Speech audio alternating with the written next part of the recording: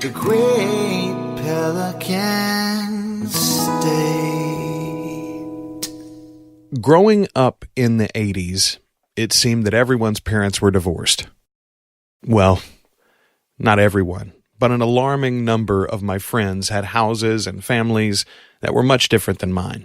Mom, dad, sister, and a half-sister and half-brother that were grown and stayed with you sometimes. Wait, what? Having a father that had been married before he met my mother, married her, and had us, never connected for me with the stories of all my friends whose parents were now married to other people. What the heck is a stepmom, anyways?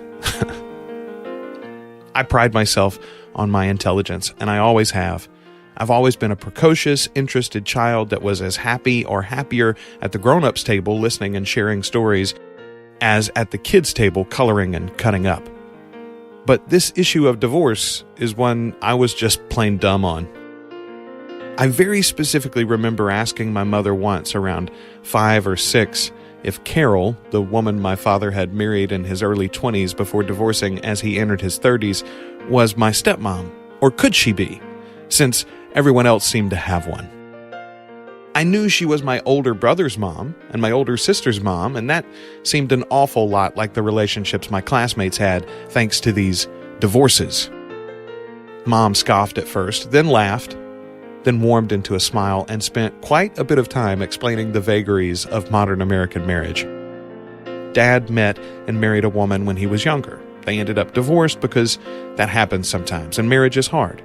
And then later, Dad met Mom, they fell in love, and after a lot of thought, they ended up getting married and had me and my baby sister, and that's how our family looks. It's okay.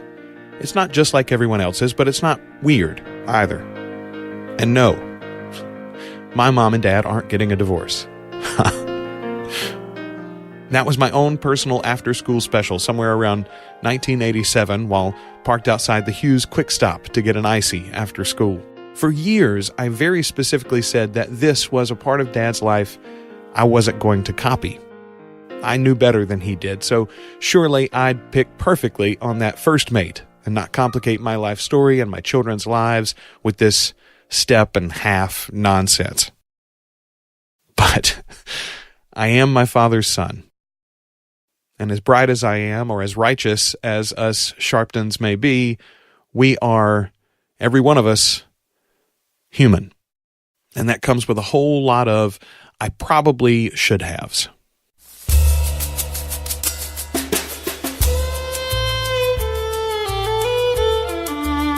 Jimmy Sharpton is a wonderfully gifted singer with a natural ear for music and an innate ability to harmonize, riff on a melody, or even imitate fairly closely an original take on something he's heard just once or twice. His song is his joy and an expression thereof, as he has spent more of his life whistling, singing, or humming than silent or talking. This is a trait that he very thankfully passed on to me. The music is in my heart because his blood flows through my veins. He is a silly old man and has been for my entire life, full of peccadillos and quirks that would drive anyone other than my mother insane after sharing a home and house with him for 40 years and counting. He clears his throat constantly and bangs his spoon against his cereal bowl incessantly and wipes down his drinking cups to clear off the condensation obsessively.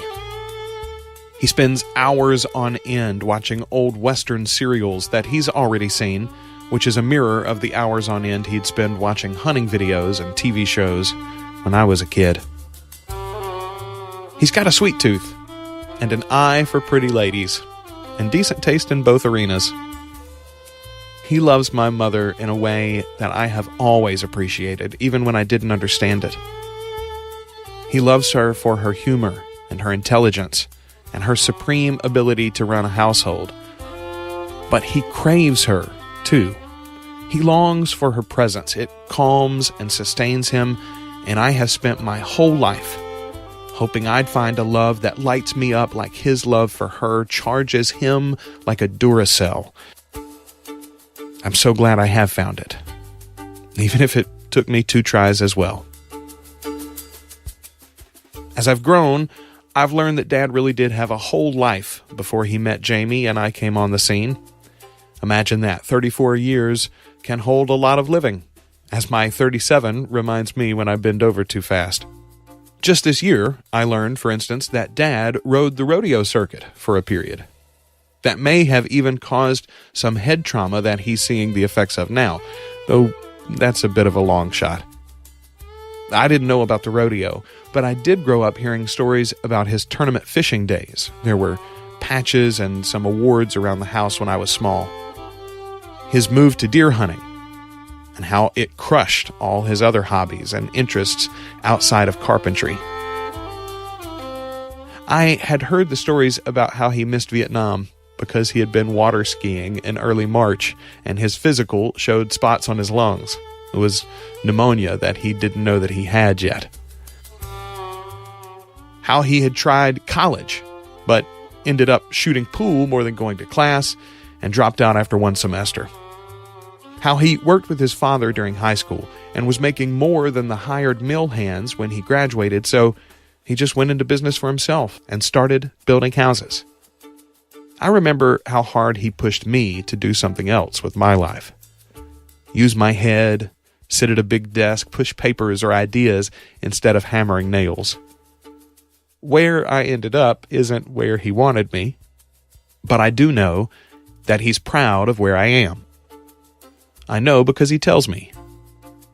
My dad wasn't and isn't perfect, but he always showed and shared his love. He hugs us. He kisses us.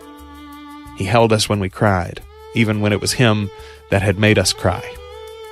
He always told me he was proud of me, not just my achievements or abilities, but me. And he means it too.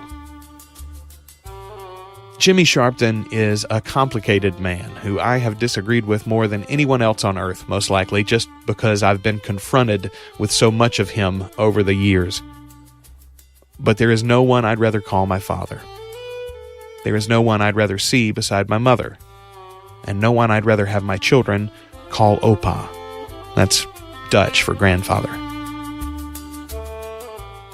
So much of who I am is a direct result of who he is. And for that, I am eternally thankful. Even my rough edges remind me of where we came from and how far we can go from there when we put our incredibly hard heads to it. Today, Dad turns 72 and is enjoying some of those sweets he likes so much, and almost definitely watching a Western. I can't be with him today, but he is always with me, flowing through my veins, echoing in my ears, and pushing me to use my head while I'm being led by my heart. I love you, Dad. Happy birthday. From me and all these weirdos listening. For now, I'm Joel. That's my story. Or one of them anyway. Thanks for listening. You got busted without a dime to your name. You took a bus ride with your mindset to fame. They had a tough time remembering your name. Well, we don't. No, we don't. You missed your big chance to be a Hollywood star, but for most folks that never was in the cards. Well, you sailed and you failed. Well, at least you got to do it while you were young, before you get old and you lose your nerve. So here's to you from the great Pelican State. It's never too late to come back home. So here's to you for doing what you gotta do.